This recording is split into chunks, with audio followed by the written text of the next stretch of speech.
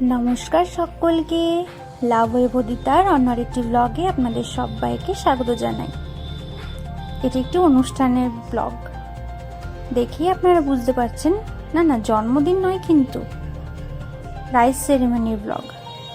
আমার বান্ধবীর মেয়ের রাইস সেরেমনি ছিল। অ্যাকচুয়াল তিথি অনুযায়ী যেই ডেটটা পড়েছিল সেটা হচ্ছে 24 সেপ্টেম্বর। সেই দিনই একদম ঘরোয়াভাবে ওর মুখে ভাত হয়, আর পরের পার্টি প্রোগ্রামের অনুষ্ঠানটা হয় 12 অক্টোবর। সেটাও আমি আপনাদের সঙ্গে শেয়ার করব। যেহেতু এটা রাইস সেরিমনির ব্লগ হচ্ছে, তার জন্য আমি চেষ্টা করেছি যে দুটোকে একসাথে কোলাজ করে আপনাদেরকে শেয়ার করব। কারণ ভাগে ভাগে হলে অনেক দিন ডিফারেন্সে হয়তো অনেকেই ভুলেই যাবেন, তাই জন্য একসাথে দিচ্ছি। প্রথমে যাকে দেখলেন উনি হচ্ছে আমার বান্ধবী, ওর কোলে ছিল ওর মেয়ে। আমার বান্ধবীর সাথে নিশ্চয় আপনাদের পরিচিতি আগে হয়েই গেছে। আর তারপরেই ছিল আমার বান্ধবীর মা, আর ইনি হলেন বান্ধবীর শাশুড়ি মা, কাকিমা। দুজনকে আমি কাকিমা বলেই ডাকি। আর এই যে পুচকুটা শুয়ে শুয়ে খেলা করছিল। টুকটুক করে ওনাদের রান্নার ব্লগগুলোও নিয়ে নিয়েছিলাম আমি, যতটা সম্ভব হয়েছে অল্প অল্প করে। আর তারপর দেখি পুচকুটার ফটোশুট হচ্ছে, সেইটা কি আর মিস করা যায় বলুন? গৌরী এলো দেখবে চলো, গৌরী এলো দেখবে চলো। কে এসেছে, কে এসেছে? গৌরী এসেছে তো। রাই, ও রাই, তো কই গো? আমরা এখন বেবো যাচ্ছি। কিন্তু কোথায় যাচ্ছ তুমি? চানু করতে? উলুরুদা উলুরুদা, মামা উলু দিতে পারে না।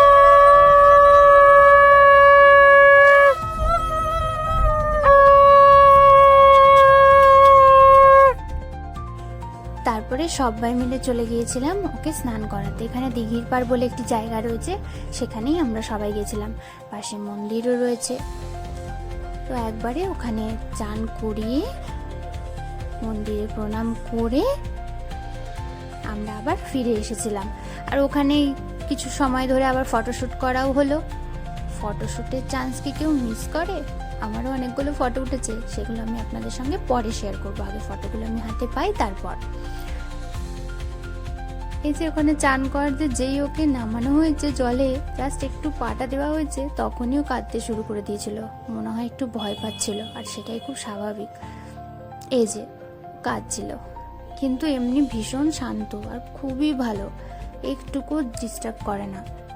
শুধু খিদে পেলে একটু কান্না করে, সেটা তো সবাই করবে বলুন, আমরা বড়রাই কেমন করি খিদে পেলে। তারপরে বাড়ি ফিরে এসে ওর সমস্ত খাওয়ার দাওয়ার সমস্ত কিছু আয়োজন করে নিয়েছিল আমার বান্ধবী, সাজিয়ে গুছিয়ে নিয়েছিল।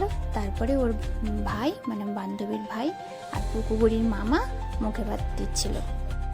জানেন তো একটা মজার কাণ্ড, যেই পায়েসটা ওর মুখে দেওয়া হয়েছে, ওর এত ভালো লেগেছে, সেই টপ টপ টপ টপ করে পায়েসটা খেয়ে নিচ্ছিল। পায়েসটা মুখে দিলেই চুপ ছিল, তারপরে আবার কান্না করছিল।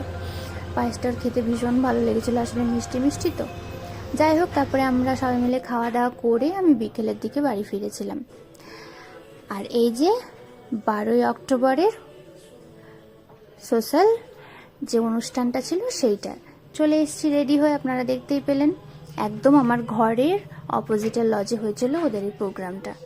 আর এখানেই দেখছিলাম পুকু বুড়ির ফটোশ্যুট হচ্ছে, ওকে সবাই হাসানোর চেষ্টা করছে, বসিয়ে রাখার চেষ্টা করছে। এই সব চলতে চলতেই এই যে দেখছেন যার কোলেও রয়েছে, এটা হচ্ছে আমার বান্ধবীর ননদের বড় মেয়ে। আর একটা ছোট ছোট পুচকেও রয়েছে, কি জানি ওর ভিডিওটাও নিয়েছিলাম, কি হলো জানি না।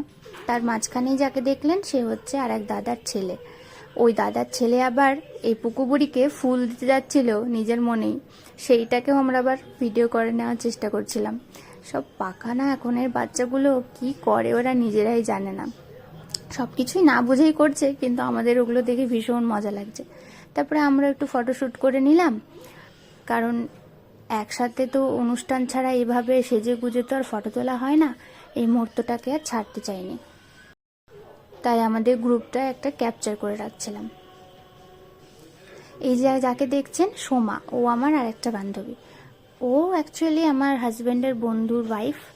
তবে কি ওদের সাথে ওই রকম সম্পর্ক, মানে ঘুরে যাওয়া সম্পর্ক থেকে বান্ধবীর মতো সম্পর্কটা যেন সব থেকে বেশি হয়ে গেছে। ন্যাচারালি প্রত্যেকের ক্ষেত্রেই তাই হয়। এই বান্ধবীটাও আমার খুব মিষ্টি, খুব ভালো। আর এই যে আরেকজনকে দেখছেন, এটা হচ্ছে শুভ্রা। ও ভীষণ মিষ্টি। আমি, আমার হাজবেন্ড, শম্পার হাজবেন্ড, শুভ্রার হাজবেন্ড, আমরা এই 3টে কাপল গ্রুপ মিলে কিন্তু ফার্স্ট টাইম পুরী গেছিলাম আমার বিয়ের পরে। আমাদের হানিমুন বলা যায়, আর ওদের এমনি ঘুরতে যাওয়া। যাই হোক, তারপরে খেতে বসে পড়েছিলাম। খাওয়ার দাওয়া নিয়ে তো কোনো কথা হবে না, জাস্ট ফাটাফাটি ছিল। আর এখানে দাদাকে আর কাকিমাকে বলছিলাম লজ্জা করবেন না, ভালো করে খেয়ে নেবেন।